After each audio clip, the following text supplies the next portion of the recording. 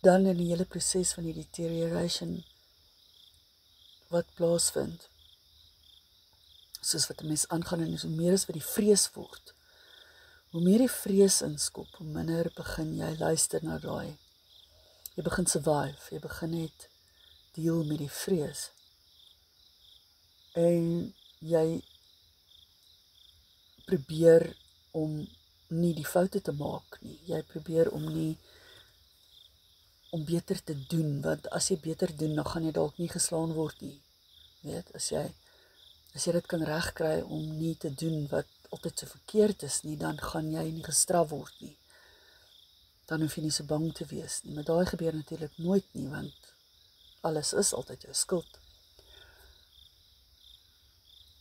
Daar was een geleentheid wat vir my uitstaan en dit was toe 'n vriendin van my en haar man kom kuier het by een van ons boshuise.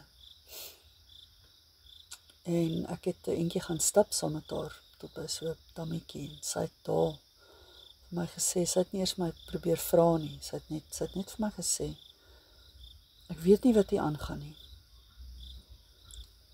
maar ek wil net vir jou sê, dit is nie jou skuld nie.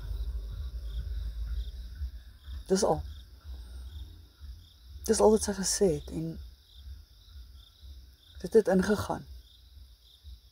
Dit het 'n deurtjie, daar was 'n gleufie wat oop was en daai woorde van haar het daar ingegaan en dit het 'n baie belangrike rol gespeel in die feit dat ek wel vorentoe kon uit dit uitkom.